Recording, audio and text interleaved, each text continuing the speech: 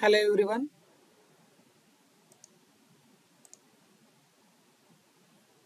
अगोदर आपण basic electrical आणि इलेक्ट्रॉनिक्स इंजिनिअरिंग कोर्स 312302 याची थेअरी स्टार्ट केली होती. फर्स्ट पार्टमध्ये युनिट 1 बेसिक इलेक्ट्रिकल फंडामेंटल्समध्ये 1.1 टू 1.3 आपण कंप्लीट केलेले. फास्टमध्ये रिवाइज करूया. इलेक्ट्रिकल आणि मॅग्नेटिक सर्किट काय. इलेक्ट्रिकल सर्किट हे तुम्ही दोन वर्डमध्ये क्लोज्ड कंडक्टिंग पाथ असं डिफाइन करू शकता की ज्याच्यामधून करंट फ्लो होऊ शकतो. मॅग्नेटिक सर्किट काय आहे तर मॅग्नेटिक सर्किटमध्ये रूट और पाथ फॉर फ्लक्स किंवा मॅग्नेटिक फ्लक्स असं शॉर्टमध्ये डिफाइन करता येईल. फिगर 1 जे आहे ते इलेक्ट्रिकल सर्किटचे आहे. फिगर 2 आहे ही मॅग्नेटिक सर्किटसाठी आहे. सिरीज आणि पॅरलल मॅग्नेटिक सर्किट बघितले होते आपण, ज्याच्यामध्ये सिरीजमध्ये करंट फ्लो होईल सिरीज मॅग्नेटिक सर्किटला आणि पॅरलल दोन पेक्षा जास्त पाथ अवेलेबल असतील तर पॅरलल मॅग्नेटिक सर्किट असणार आहे.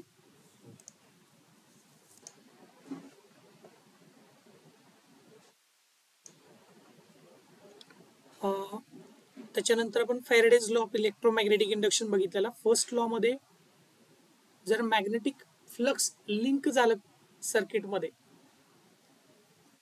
ते चेंजिंग असेल तरी इंड्युस्ड ईएमएफ इंड्यूस होतं, किंवा कंडक्टरनी मॅग्नेटिक फील्ड कट केलं तरीही ईएमएफ इंड्यूस होणार आहे. हा फर्स्ट लॉचाच सेकंड पार्ट आहे, किंवा डिफरंट टाईपनी आपण त्याला सांगू शकतो. सेकंड लॉ जो आहे तो इंड्यूस ईएमएफ कसं येऊ शकतो तो देतो, म्हणजे E is equal to d∅dt.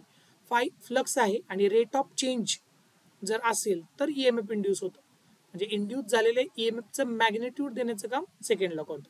त्यानंतर फ्लेमिंग्स लॉ हा जर ईएमएफ इंड्यूस झालं तर त्याचं करंटची डायरेक्शन काय असेल हे फ्लेमिंग्स राईट हँड रूल आणि लेन्झ लॉ असे दोन्ही लॉ ते डायरेक्शन देतात. थंबच्या डायरेक्शन मध्ये मोशन असेल कंडक्टरची, मॅग्नेटिक फील्डची डायरेक्शन फर्स्ट फिंगरच्या डायरेक्शन मध्ये असेल तर सेकंड फिंगर जे आहे किंवा जे मिडल फिंगर आहे ते देणार आहे इंड्युस्ड करंटची डायरेक्शन.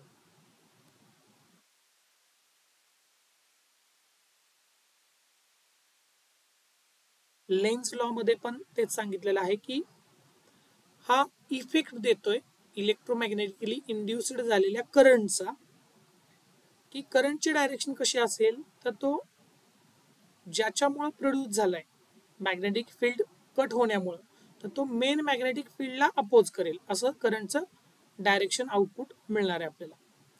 त्याच्यानंतर आपण हे 1.3 पर्यंत बघितलं होतं. आता 1.4 डायनेमिकली आणि स्टॅटिकली इंड्युस्ड ईएमएफ, आणि अजून त्याच्यामध्ये दोन पॉइंट आहेत, सेल्फ आणि म्युच्युअल इंड्यूस ईएमएफ. तर डायनेमिकली इंड्युस्ड ईएमएफ म्हणजे काय तर मॅग्नेटिक फील्ड आहे, हे मॅग्नेटिक फील्ड आहे आणि मॅग्नेटिक फील्ड मध्ये जर कंडक्टर आहे आणि तो कंडक्टर व्ही या व्हेलॉसिटीनं रोटेट होतोय, या टिपला कंडक्टर असेल आणि तो जर मॅग्नेटिक फील्ड मध्ये रोटेट होतोय तर तो मॅग्नेटिक फील्डला कट करतोय.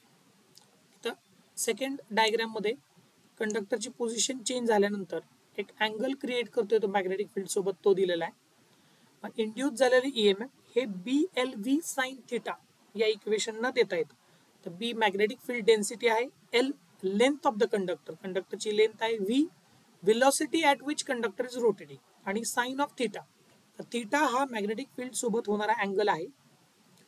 Flux density weber per metre square मध्ये असेल, लेंथ आहे ती मीटर मध्ये असणार आहे, वेलोसिटी मीटर पर सेकंड मध्ये असेल, आणि साइन थिटा हा अँगल असेल. त्याच्यामध्ये फील्ड स्टेशनरी आहे आणि कंडक्टर मॅग्नेटिक फील्डला कट करतो. अशा प्रकारे जे ईएमएफ इंड्यूस होत असेल तर त्याला डायनेमिकली इंड्युस्ड ईएमएफ म्हणतात. स्टॅटिकली इंड्युस्ड ईएमएफ काय आहे तर एक कॉईल आहे, कॉईल नंबर 1, आणि त्या कॉईलला आपण एसी सप्लाय दिलेला आहे. तो चेंजिंग एसी म्हणजे अल्टरनेटिंग करंट सप्लाय करतोय आपण. त्याच्यामुळे जे मॅग्नेटिक फील्ड त्या कॉईलच्या अक्रॉस तयार होणार आहे ते मॅग्नेटिक फील्ड जर सेकंड कॉईल, ही कॉईल नंबर 2 आहे, याच्यासोबत लिंक करत असेल आणि याच्यामध्ये आपल्याला सेकंड कॉइल मध्ये इंड्युस्ड ईएमएफ मिळत असेल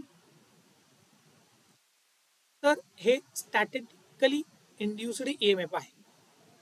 याच्यामध्ये कोणीही रोटेटिंग नाहीये किंवा रिव्हॉल्विंग नाही, म्हणजे चेंजिंग मॅग्नेटिक फील्ड आहे ते सेकंड कॉइलच्या कंडक्टर सोबत लिंक करते. डेफिनेशन काय? द कंडक्टर और coil remain stationery and flux link with it changed by increasing or decreasing the current, producing this flux आणि which is as in a transformer मध्ये ज्या प्रकारे होतं तसं असेल तर ते स्टॅटिकली इंड्युस्ड ईएमएफ आहे. नेक्स्ट याच्यामधला पॉइंट आहे तो सेल्फ इंडक्टन्स. जसं डीसी सर्किट मध्ये रेजिस्टर अपोज करतो फ्लो ऑफ करंटला, तसं एसी सर्किट मध्ये जे मॅग्नेटिक फील्ड अपोज करणार आहे सेल्फ इंडक्टन्सचा जे डेफिनेशन ती आहे की property of the coil due to which it opposes any increase or decrease or current of flux through it. Current असेल किंवा फ्लक्सला करंटमुळे जे इनक्रीज डिक्रीज होणार आहे त्याला जी प्रॉपर्टी अपोज करते that is known as a self inductance. आणि सेल्फ इंडक्टन्स हा लाईक अ इंडक्टन्स हेनरीमध्ये मेजर होतो. त्याच्यासाठी formula L is equal to N∅/I आहे. 1 henry is equal to 1 weber 1 turn divided by 1 ampere. त्याच्यामध्ये फ्लक्सचं युनिट वेबर आहे, नंबर ऑफ टर्न्स म्हणून टर्न आलेले आहे, आणि करंटचं युनिट एम्पियर आहे. नेक्स्ट एक पॉइंट बघूया याच्यामधला mutual inductance. The ability of an coil or circuit to produce an EMF in a nearby coil by induction when current is in the first coil changes. जसं आपण statically induced EMF बघितलं तर एका कॉइलची ability दुसऱ्या कॉइलमध्ये EMF induce करण्याची that is a mutual inductance. ट्रान्सफॉर्मरचं working principle सांगताना पण सांगितलं होतं की म्युच्युअल इंडक्टन्समुळे ट्रान्सफॉर्मरमध्ये EMF इंड्यूस होतो. तो म्युच्युअल इंडक्टन्सचा कोएफिशियंट M हा N2 into Φ1 divided by I1 की फर्स्ट कॉइल मधलं फ्लक्स आणि फर्स्ट कॉइल मधला करंट लिंक करेल सेकंड कॉइल मधल्या नंबर ऑफ टर्न सोबत.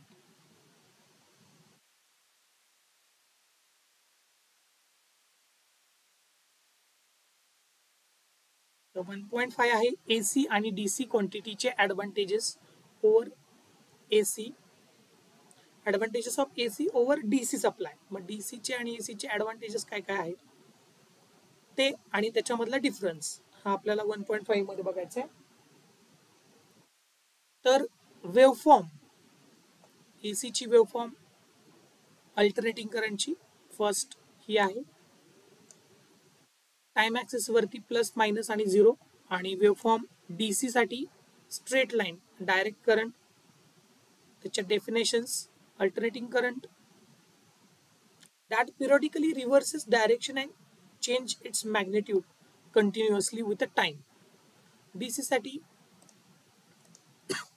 direct current is an electric current that flows in a single direction maintaining a constant polarity. Frequency AC ला असणार आहे, DC ला no frequency. Power transmission AC मध्ये more efficient आहे, DC मध्ये less efficient आहे.